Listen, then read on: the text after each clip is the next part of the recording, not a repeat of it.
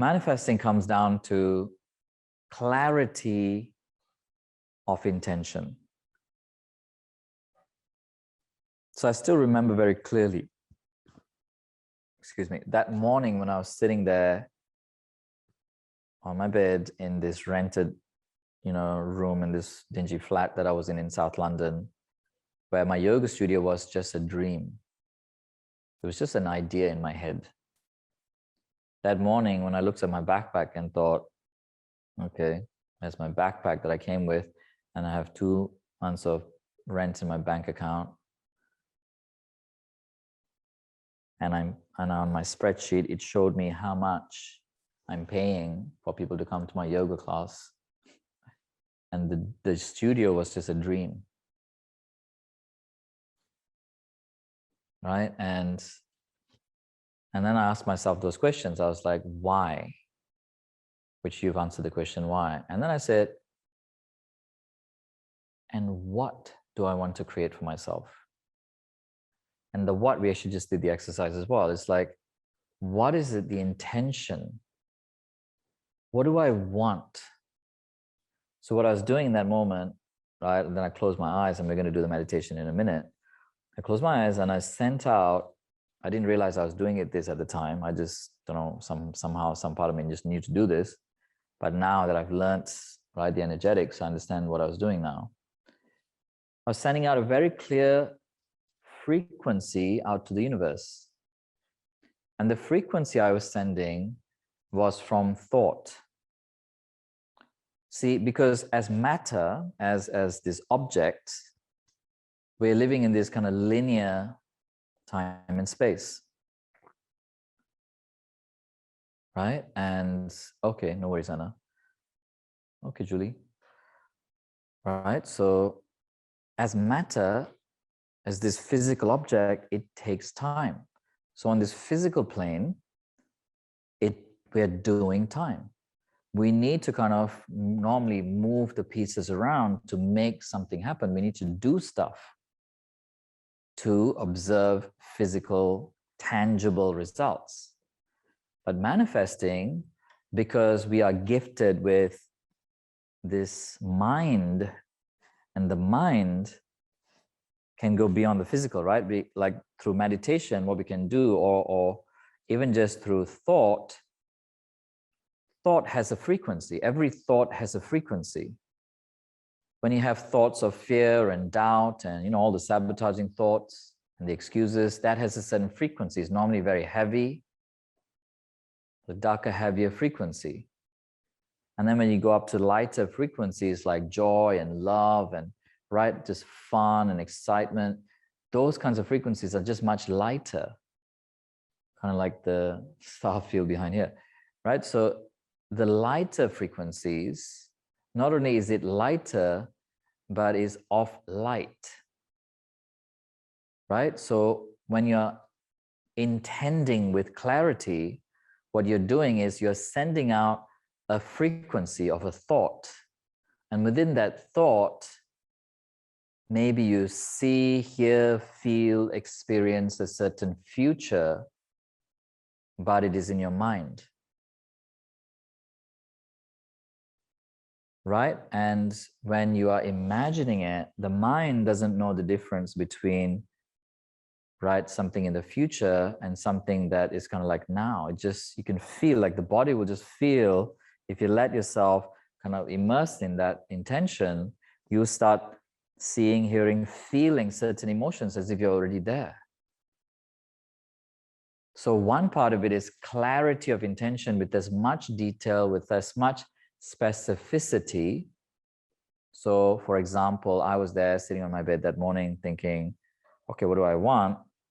And then I closed my eyes and I saw this yoga studio, like this kind of like warehouse type space in my mind. And then I was like, okay, what is it like in the class, right? And I was like, I was teaching the yoga class. It was just my vision at that time. And then I was like, all right, and who is there? And how many people are there? And I could see all these amazing people and this amazing energy, and people were loving it. I was loving it. We're having a great time. We were practicing yoga, I was teaching, and I just felt like I'm in my element. This is amazing. And as I saw that in my mind, I could start to feel those feelings. And I let myself feel those feelings. I was like, wow, this feels like I'm living my purpose. I'm like helping people. I love the yoga practice. I'm teaching it, I'm sharing it. I'm just giving you my example, by the way, so you have something to relate to.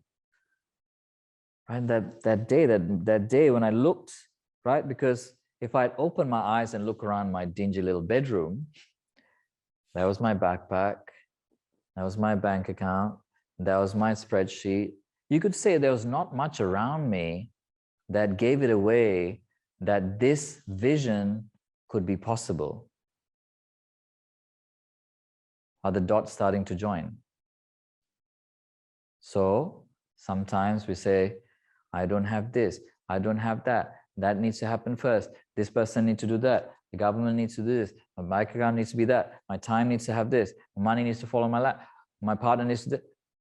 Your environment might be different to the one that you're calling forth. But we have the ability to create our worlds from our thoughts. There's a quote by the Buddha that says, like, we create our worlds with our thoughts. And essentially it's going to talk about manifesting. We're always creating our world with our thoughts, our world, right? So despite the environment, I'm just giving you an example from my life, despite the environment, I had this vision. And there are people here in the squares that was there at that time with me. And that vision actually came to fruition. Right? So I allowed myself to see it with clarity and allowed myself to feel those emotions. I felt it in my body as if I was there. And then what happened is, as I allowed myself to feel it, it felt so real that I started to believe it. Despite all the sabotaging beliefs, all the excuses that my mind made, what was stronger was these emotions that I was feeling, was the vision that I was seeing, hearing, feeling with clarity, that my mind started to just believe it. And I didn't realize that I set my mind off on a task. And as I got about my day and my week and my months and my years, there was this almost like a task in the back of my mind. I kept focusing on it so much that I forgot that I'm actually focused on it so much. It was just kind of there very often, probably. So I kept practicing without even intending to practice, seeing it. So right in that moment, I saw it, I felt it, allowed myself to feel it so much that it was just happening very often in the background of my mind. And as it happened so much in the background of my mind, I started to believe it.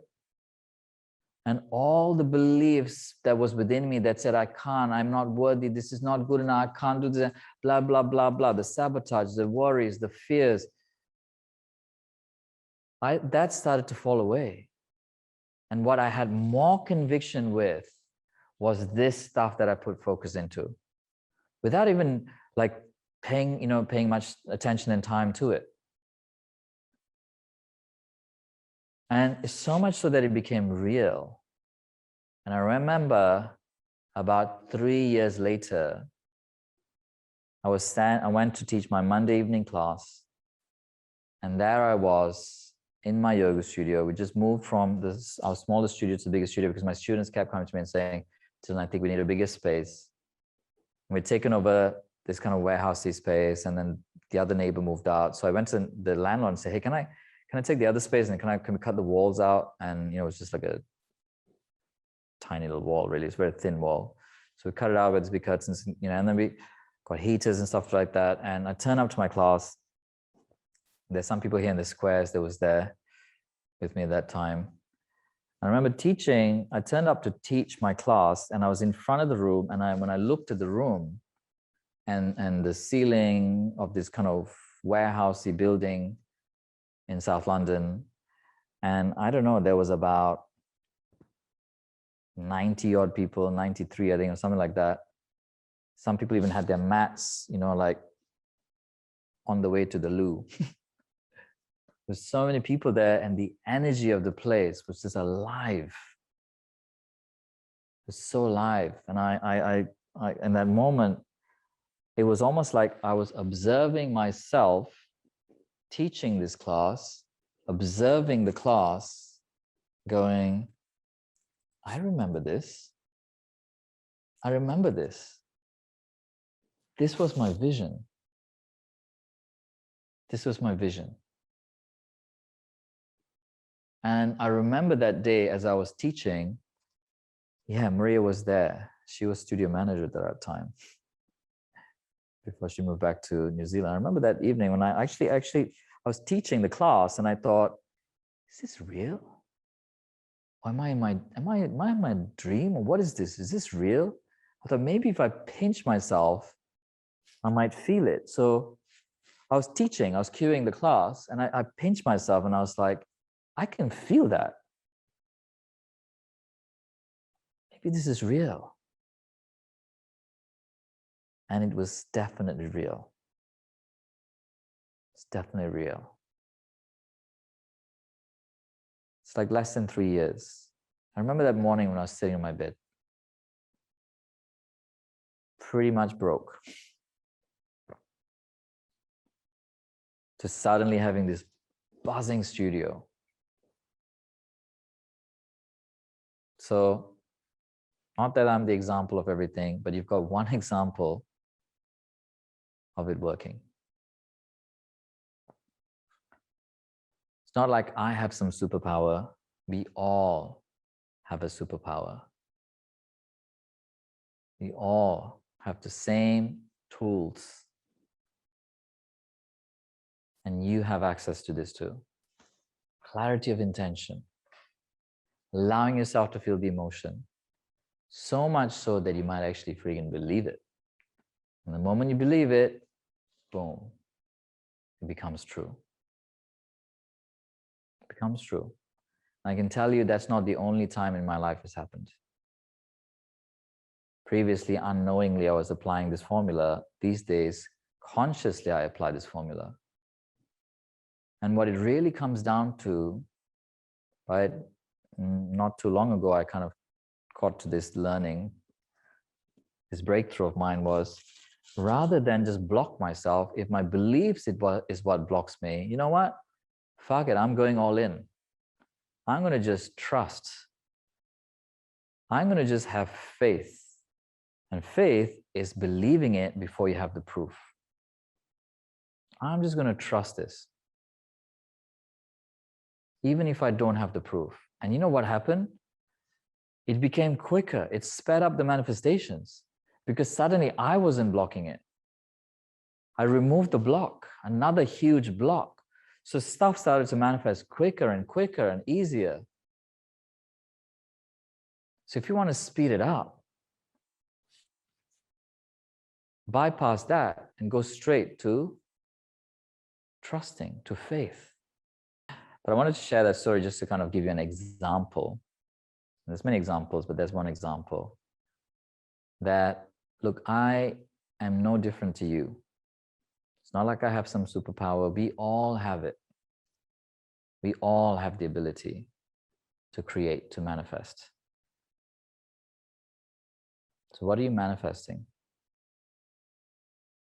What would you like to manifest? I hope you enjoyed that. Remember to leave me a comment below or any questions you may have about the topic covered.